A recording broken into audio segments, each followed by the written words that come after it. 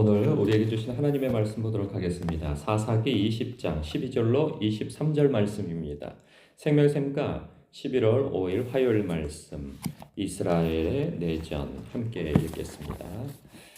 이스라엘 지파들이 베냐민 온 지파에 사람들을 보내어 두루 다니며 이르기를 너희 중에서 생긴 이 악행이 어찌 됨이냐.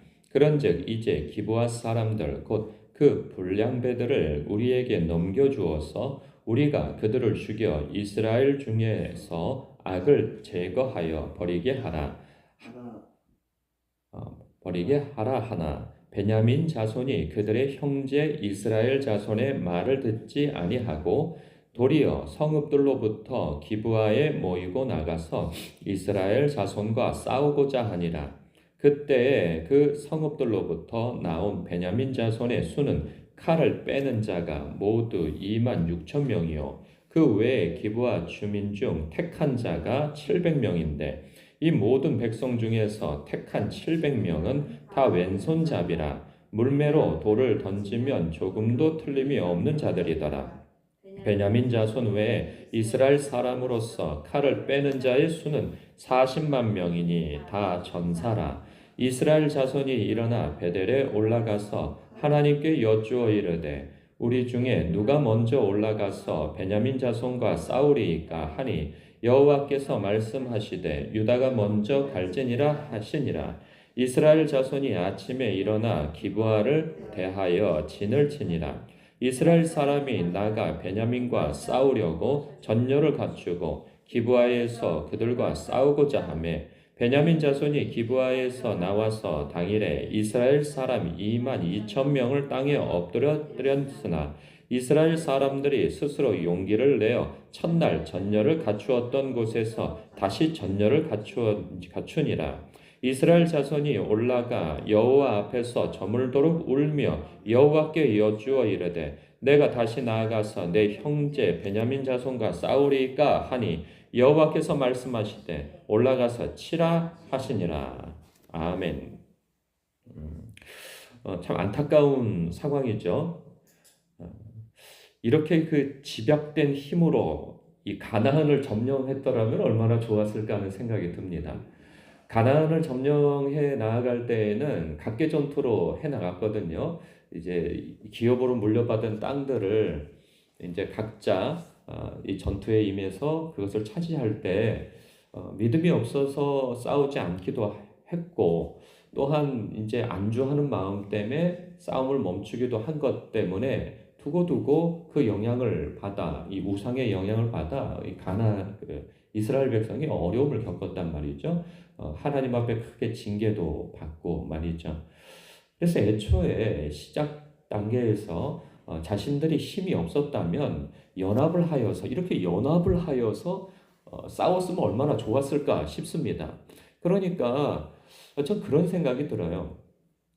이들이 보세요. 이렇게 집약되잖아요. 그냥 온 지파가 함께 딱 모여가지고 일사불란하게 그냥 이 모든 에너지와 재원과 이 힘을 그냥 응집해서 이 적들을 물리쳐 나갔다면 굉장한 힘을 가졌을 거예요. 이스라엘 이 백성들이 말이죠. 그리고 하나님의 명령에 순종하는 일도 분명히 있었을 거예요. 그런데 놀랍죠.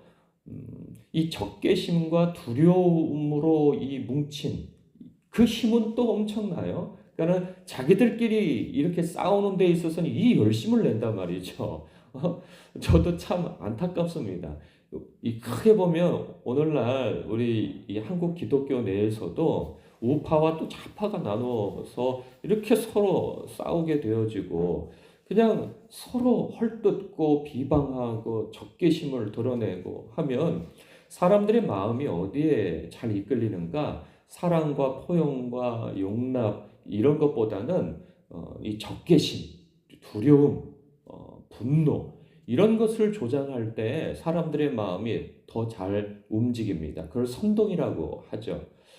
이것도 보면 사람들은 참 그렇잖아요. 뉴스도 이 아름다운 이야기 이런 거는 뉴스거리가 되질 않습니다. 사람들의 마음에 막 적개심이 일어나고 저놈들을 막 죽여야 된다, 저놈들을 막 어떻게 해야 된다, 막 이런 거를 조장할 때 그 뉴스의 시청률도 확 올라간다 말이죠. 목회를 할 때에도요, 목회자가 참 그래요. 이 적개심을, 사람들 마음에 분노와 적개심을 불러일으키면 목회가 더 잘 됩니다. 사람들의 그 분노심을 살살 긁어주고 적개심을 막 드러내고 제가 말하고도 참 이상해요. 기독교가 이래서야 되겠느냐? 교회가 이래서야 되겠느냐? 목사가 이래서야 되겠느냐? 성도가 이래서야 되겠느냐? 하면서 그런 사람들의 마음에 이 적개심을 일으키고, 평소에 내가 할 말을 아유 목사님이 해주네 하는 시원한 그 사이다 발언을 막 팍팍 해주고, 그러면 사람들의 마음이 막 이런 데 뜨거워진단 말이죠. 그런 것으로 사람들의 마음을 모아서 내 뜻대로 움직여 가는 거죠.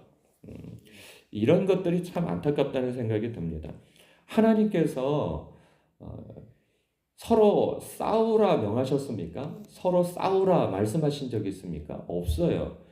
여러분, 구약 성경에서도 보면 출애굽해서 가나안 땅을 정복해 들어가는 그 여정 속에서 이스라엘 백성들이 지름길로 갈 수 있었어요. 그런데도 크게 이 불편한 길로 우회해서 가라고 하신 까닭이 무엇이에요?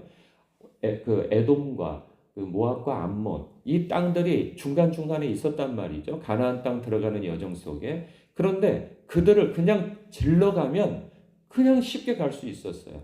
그런데 그들과 싸우지 말라고 하세요. 그 이유가 뭐죠?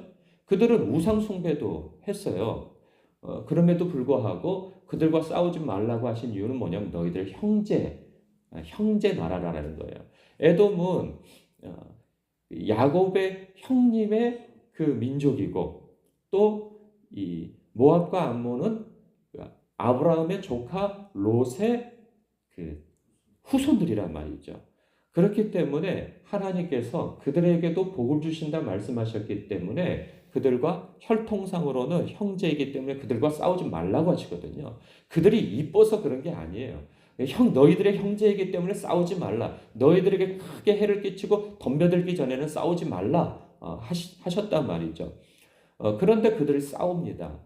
예수님께서도 말씀하셨죠. 너희가 서로 사랑하라. 내가 너희를 사랑한 것처럼. 예수님이 우리를 사랑하신 그 사랑은 뭐예요? 우리는 원수였단 말이죠. 약했던 자이고 하나님을 대적했던 자이고 구원에 대해서 관심도 없었던 자들이라는 거예요. 하나님과 원수 관계였던 그런 거룩함이라고는 눈꼽만큼도 없었던 우리들을 예수님께서 구원하시고 사랑하시기 위하여서 십자가 지셨단 말이죠. 사랑하시기 때문에. 그렇기 때문에 너희는 서로 사랑할 때 내가 너희를 사랑한 것처럼. 그래서 예수님께서 하신 말씀은 원수를 위하여서 기도하고 원수를 대적하지 말고 오히려 사랑하는 데까지 가라고 하신 까닭은 하나님이 우리를 먼저 사랑하신 본을 보이셨기 때문에 그렇다는 것이죠. 그런데 이들은 하나님의 명령, 하나님의 그 뜻은 온데간데 없어요. 그냥 자신들의 분노, 이래서야 되겠느냐라는 거죠. 저는 여기에서 보면 18절에서 23절의 내용이 있어요. 여기서의 질문이, 이스라엘 백성들의 질문이 뒤바뀌었다고 생각해요. 처음 질문이 뭡니까? 여호와 하나님, 저 베냐민 자손과 싸우리까 누가 먼저 올라가서 싸우겠느냐라는 거예요. 이미 싸울 것은 하나님께 물어보지도 않았어요. 우리가 저들과 대적하여 싸워야 되겠습니까? 물어야 됐잖아요. 그 물음은 어디 있어요? 이 물음은 저 아래쪽에 23절에 있어요. 이스라엘 자손이 올라가 여호와 앞에서 저물도록 울며 여호와께 여쭈어 이르되 내가 다시라는 말을 빼보세요. 내가 나아가서 내 형제 베냐민 자손과 싸워야 되겠습니까? 이걸 언제 물었어야 되겠어요? 하나님께? 처음에 물었어야죠. 저들이 저렇게 나오는데 주님 어떻게 하면 좋겠습니까? 울면서 자신의 그 형제 족속들과 싸우게 되어졌는데 울면서 하나님 앞에 호소하고 하나님 앞에 여쭈었어야 되잖아요. 내 형제 베냐민과 과연 싸워야 되겠습니까? 라고 물었어야 되는데 여기에서 우는 이유는 뭐예요? 억울하다 이거죠. 하나님이 올라가라고 해서 싸우라고 이렇게 누구 먼저 올라가야 되냐고 해도 유다 지파부터 올라가라. 그래 놓고 이게 뭡니까? 지금 그런 울음이죠. 억울하다 이거죠. 원통하다 이거죠. 그 울음 자체도 내용이 다르지만 처음부터 하나님 앞에 울며 회개하며 하나님 앞에 나아갔어야죠. 그런데 하나님 앞에는 이거 여쭙지 않습니다. 우리가 싸워야 되겠습니까? 이걸 물었어야 되는데 묻지 않고 누가 먼저 올라가야 되겠습니까? 이미 싸움을 전제해 놓고 한 거 아니겠어요? 이게 바꿔졌어야죠. 그런데 하나님 앞에 나중에는 이게 뭡니까? 이런 거 아니겠어요? 그러니까 하나님 앞에 묻지 않고 행동해서 일어난 사건들에 대해서 하나님을 원망하는 어조도 있는 거예요. 우리가 그렇습니다. 이 교회 안에서든지 어떤 분쟁이 일어났을 때 하나님 앞에 여쭈면서 이 문제들을 해결했어야지요. 적개심만 가지고 처음에 이들이 막 군사들을 잔뜩 몰고 와가지고 이 겁박함과 위협적으로 베냐민 지파에게 나아가니 그들도 자존심이 상하는 거 아니겠어요. 그리고 야 너네 우리 말 들어. 우리 쪽수가 40만이야. 너네들은 지파 하나고 그리고 빈약한 지파 아니냐? 완전히 이런 위압적인 자세로 가니까 자존심이 상하는 거죠. 그러니까 우리가 니네 말을 왜 들어? 이러고 나오는 거예요. 처음부터 이 사절단을 보내서 이 일이 어떻게 되어진 것인가 상황을 좌우로 다 듣고 그리고 난 다음에 종합하여서 분명히 그들이 죄를 지었거든요. 그 불량배들이. 그렇다고 한다면 하나님 앞에서 율법에 따라 그 찾아갔어야죠. 그 사절단이. 그런데 그럼에도 어겼을 때 하나님 앞에 싸워야 할 것인가를 여쭙고 그리고 난 다음에 무슨 일을 해도 되는 것인데 위협부터 하지 않습니까? 그러니까 자존심이 상해요. 그러니까 베냐민 지파도 왜 이런 행동을 했는지 모르겠어요. 그들을 내놨으면 될 것인데 이 율법대로 그들을 심판을 했으면 될 것인데 자존심을 세운단 말이죠. 혹시 그 불량배들 가운데 그 지도자의 자녀들이 있는 건 아닌지 또 그런 의심이 되어져요. 그러니까 자기 자식들 구원하려고 그렇게 행동을 한 것이 아닌가 싶은 생각도 듭니다.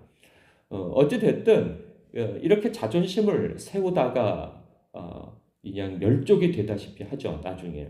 그러니까 이 베냐민 지파도 잘못했고 이스라엘 그 큰 전체 지파들도 잘못했고 레위인도 잘못했어요. 그 속에 하나님은 없어요. 하나님은 다 편리할 때만 분리할 때만 하나님을 찾지 하나님은 그 중심에 없는 것이 문제인 것이죠.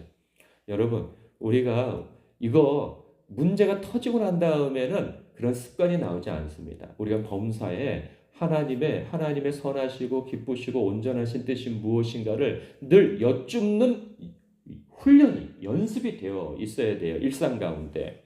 그래서 늘 하나님 앞에 내 얘기만 할 것이 아니라 하나님의 선하신 뜻이 무엇인지를 늘 여쭙고 들으려고 하는 태도가 있어야 하는 것이죠. 그것은 성경을 읽을 때도 마찬가지고 기도할 때에도 마찬가지인 거예요. 성경을 읽을 때 무작정 성경만 막 읽어간다고 읽는 것이 아니죠. 이 성경은 하나님의 뜻이 담겨있는 말씀이란 말이죠. 그래서 이 말씀 속에서 하나님의 심정은 어떠하실까? 이 배후에서 역사하시는 하나님은 어떤 하나님이실까? 이런 것들이 마음에 이 염두가 되어져서 하나님 앞에 그 말씀을 읽어야 되고 우리가 기도할 때에도 하나님 앞에 내 속에 있는 것만 막 얘기하고 예수님의 이름으로 기도드립니다. 아멘 할 일이 아니고 하나님은 이 일에 대해서 어떻게 생각하시는지요? 하나님은 저 사람에 대해서 어떻게 생각하시는지요? 하나님은 지금 저에 대해서 어떻게 생각하시는지요? 하고 하나님 앞에 여쭈어야 하는 것이죠. 하나님, 이 직장을 내가 계속 다녀야 되는지요? 이 사업을 내가 계속 해야 되는지요? 하나님, 지금 이런 일이 있는데 이런 일을 계속 진행해야 하는지요? 하고 주님 앞에 매 순간 여쭈어야죠. 뭘 그런 것까지 여쭈어? 이미 성경에 다 나온 거 아니냐고. 나 그런 사람들은 기도 안 한다고 생각해요. 성경에 뭐가 다 나와요. 성경에 모든 말씀이 다 있나요?